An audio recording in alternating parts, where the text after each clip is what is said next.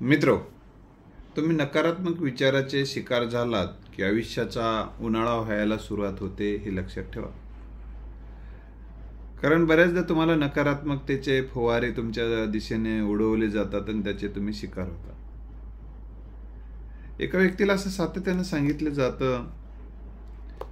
जात होतं की आता तुझा काही उपयोग राहिला नाही, आणि त्याला असं वाटायला लागलं की खरंच माझा काही आता उपयोग राहिला नाही.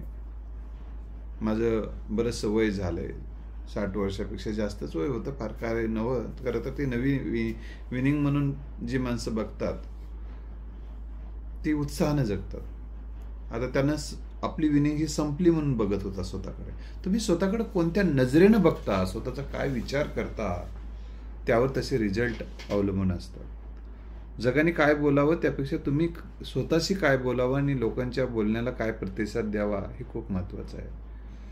नको ते स्वीकारलं ना की नको तो आकार यायला लागतो आपल्या तनाने मनाला. त्यामुळं जगाने तुमच्या ताटात काय वाढून ठेवावं हे त्यांचा प्रश्न असू शकतो, पण तुम्ही काय स्वीकारावं हा तुमचा प्रश्न असू शकतो. परिस्थिती कदाचित कधी कधी तुमच्या हातात नसते, पण मनस्थिती तरी तुमच्या हातात असते. मनस्थिती हातात असणं म्हणजे काय आणि परिस्थिती हातात नसणं म्हणजे काय. एखाद्या वेळेस तुमची इच्छा नसताना काही कामं करावे लागतील, म्हणजे तेव्हा तुमची परिस्थिती तुमच्या हातात नाही असं त्याचा अर्थ. पण त्याही परिस्थितीत ते मन लावून काम करणं, नव्या कामासाठी मी हे आज काम करत आहे असं म्हणणं, तुमच्या आवडतं काम तुम्हाला मिळणार आहे. नवे विचार, नव्या भावना, नव्या कल्पना स्वीकारणं, नव्या सकारात्मक मानसिकता कुठल्याही सिच्युएशनमध्ये तुमच्या हातात आहे.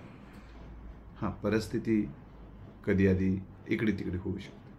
म्हणून तुम्ही आजपासून स्वतःला म्हणायला शिका की माझा काही उपयोग नाही असं म्हणण्याऐवजी माझा खूप उपयोग आहे, आणि प्रत्येकाचा उपयोग असतोच ही वस्तुस्थिती लक्षात ठेवली पाहिजे.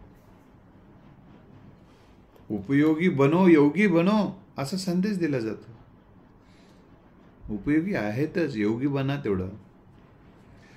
आता मला सांगा, तुम्हाला कोणी सांगितलं तुमचा काहीच उपयोग नाही? कदाचित काही लोकांसाठी नसेलही उपयोग, किंवा त्यांना त्यांचा कळतही नसेल, परंतु जगात अनेकांना तुमचा उपयोग होऊ शकतो याचा शोध घ्या. तुमच्या अनुभवाचा, तुमच्या ज्ञानाचा, तुमच्या शहाणपणाचा अनेकांना उपयोग होतो. तुम्हाला माहीत असणाऱ्या गोष्टी, तुम्ही घेतलेले अनुभव, तुमच्याकडे जे काही संचित आहे त्याचाही उपयोग होऊ शकतो. त्याची जाणीव तुम्ही करून घ्या. नक्की तुमचा उपयोग होऊ शकतो. आणि तो उपयोग होतो की नाही बघा. एक भाकरी तुमच्याकडे असेल ना, त्यातली कोरभर भाकरी जर कुत्र्याला टाकली तर कुत्रा आनंदी होतो. एखाद्या गरजूला तुम्ही जर थोडीशी मदत केली, त्याच्या चेहऱ्यावर आनंद दिसतो. ही तुमचा उपयोग असण्याचे काही उदाहरणं मी सांगतो. त्याला आनंद होतो. एखाद्या व्यक्तीला तुम्ही अशी लोक काढा की ज्याला कोणी नाही, त्यांना जाऊन भेटा, बोला, त्याचं फक्त म्हणणं काय ते ऐकून घ्या. त्याला रडायचं असते, त्याला काही सांगायचं असते, ते सांगेल, तुम्ही त्याचं ऐकून घ्या. आणि त्याला एवढंच म्हणा, मी तुझ्यासोबत आहे, काळजी करू नको, मी येत जाईल तुला भेटायला, खूप बरं वाटेल. असे तुमची वाट पाहणारे जेव्हा माणसं तयार होतात ना, तेव्हा तुम्हाला वाटेल खरंच मी उपयोगाचं आहे. तुम्ही शोधावं लागेल, तुम्हाला जावं लागेल. लक्षात आलं? म्हणून आता बघा, तुम्हाला साधं उदाहरण सांगतो. तुम्हाला आता काही उपयोग नाही म्हणजे एखाद्या 2 माणसासाठी, तेव्हा तुम्हाला असं वाटते की खरंच उपयोगाचं नाही. नव्या गोष्टीचा ध्यास लागला ना की वर्तमानात होणारा त्रास तुम्हाला कमी वाटायला लागतो. तुम्ही प्रवासात कधी गेला असाल आणि प्रवास करत असताना त्या प्रवासामध्ये आज पाहिल्यानंतर जे काही पाहिल्यानंतर अजून चर्चा होती की उद्या आपल्याला हे पाहायचं आहे, हे अनुभवायचं आहे. जेव्हा आपल्याला काही नवं अनुभवायचं आहे, नवं पाहायचं आहे, हा विचार जर तुमच्या डोक्यात असेल, नवं पाहायचं आहे, नवं अनुभवायचं आहे, अजून बरंचसं काही आपल्या हातून घडायचं आहे, घडवायचं आहे आपल्याला, तर तुम्हाला वाटायला लागते की खरंच आपल्याला खूप काही करायचं आहे. आणि मग तो हा नव्या गोष्टीचा ध्यास माणसाच्या जीवनात आनंद निर्माण करतो, उत्साह निर्माण करतो.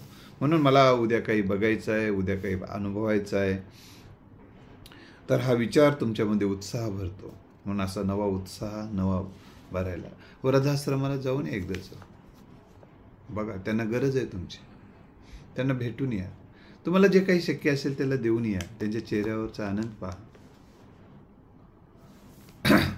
तर थोडासा तुमची ही नकारात्मकतेचं एक कारण म्हणजे नकारात्मकता माणसामध्ये जेव्हा माणसाची ऊर्जा लेवल आहे ना कमी होते, तेव्हा नकारात्मकता जास्त हॅवी होत असते.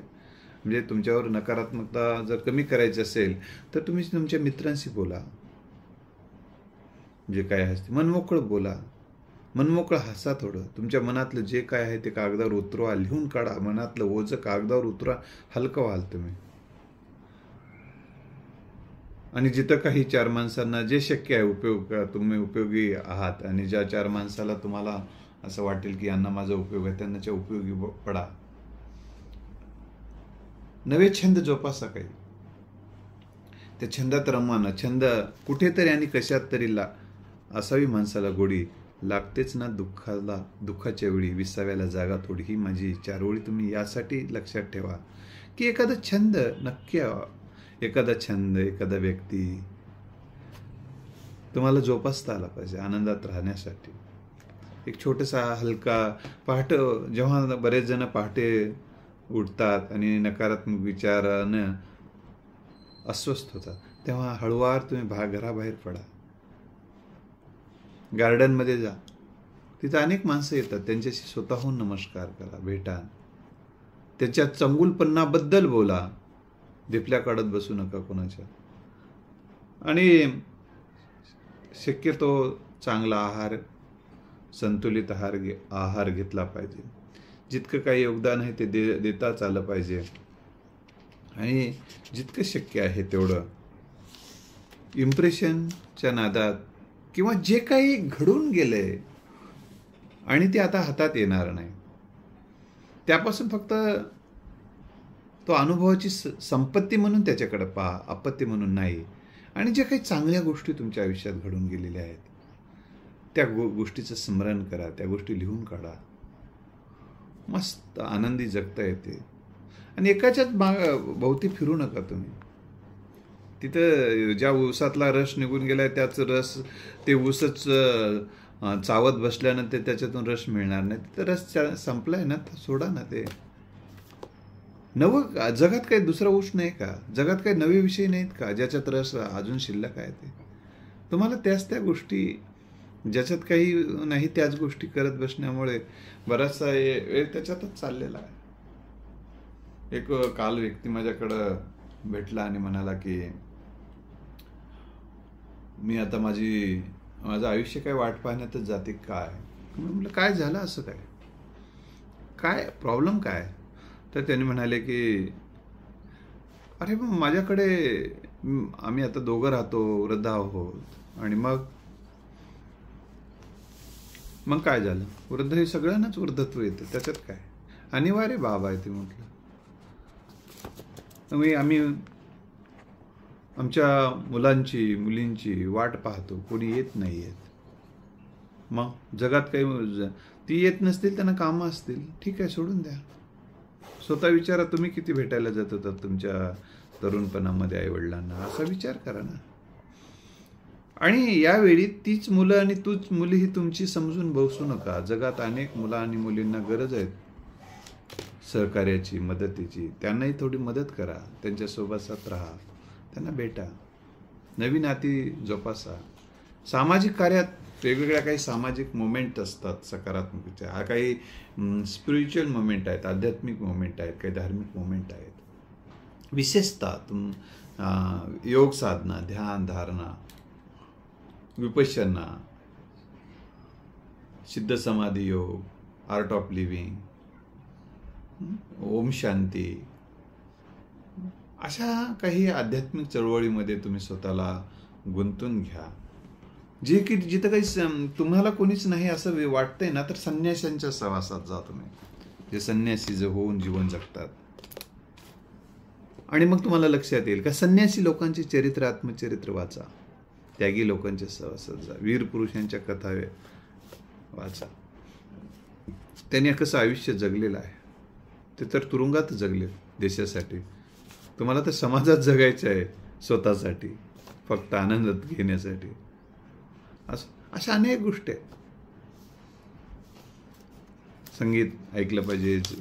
आता तर किती आपण एकटी नाही आहोत. तुम्हाला तर सध्या सोबत मोबाईल असतो, त्याच्यामध्ये सुंदर सुंदर गाणी आहेत, सुंदर संगीत आहे, छान छान विनोदी कथा आहेत, विनोदी कविता आहेत, प्रेरणादायी कविता आहेत, अनेक छान लोकांची भाषणं आहेत. या जगाचं दर्शन तुम्हाला इथून घडू शकते. अशा छान छान क्लिप्स, व्हिडिओ तुम्हाला पाहता येतील. ते घरात बसूनही जगाचं दर्शन घेण्याची संधी आता या इंटरनेट आणि वेगवेगळ्या माध्यमातून मिळत आहे.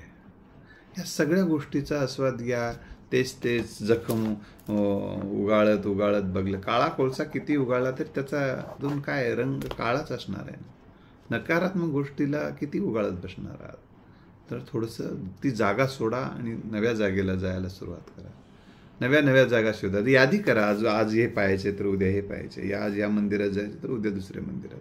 असं करत जिथं तुमचं मनाचं मंदिर, ज्या मंदिरासोबतची कनेक्ट होईल तिथं तुम्ही थांबा, बसा. इतक्या जगामध्ये कोणासोबत तरी मनानं कनेक्ट होऊ शकता. आणि कोणीतरी तुम्हाला आवडणारं मनानं कनेक्ट झालं की तुम्हाला आनंद वाटायला लागतो. अशा बऱ्याच गोष्टी आहेत. आणखीन काही अडचणी आणि समस्या असतील तर मला तुम्ही भेटू शकता, मेसेज करा. आणि मग त्यातून आपल्याला अजून काही नवे मार्ग, नव्या दिशा. कारण मार्ग बदलले, एखादा मार्ग नाही जाऊ शकत, मार्ग बदला. एखाद्या दिशेला तुम्हाला नाही वाटत जायचं तर दिशा बदला. खूप दिशा आहेत. तर या नव्या रूपानं रोज नवा सूर्याकडे पहा. नवा उत्साह तो तुमच्या अंगावर फेकत आहे असा विचार करा. सकाळच्या प्रहारामधला जो ऑक्सिजन आहे, मनसोक्त ऑक्सिजन घ्या. तुम्ही जेव्हा हे प्रयोग करून बघा, मनानं ऑक्सिजन भरपूर घेतला, हळूवार ऑक्सिजन सोडला, त्याच्यातून मन तृप्त होईल. आणि जेव्हा मन तृप्त असते ना, मग कशाचंच काही वाटत नाही. अतृप्त मनाला सगळ्या इंगळ्या ढसत असतात, तृप्त मनाला नाही. म्हणून तृप्तता या गोष्टीतून येते. धन्यवाद. या विचाराची ज्यांना गरज आहे त्यांना पाठवू शकता. धन्यवाद.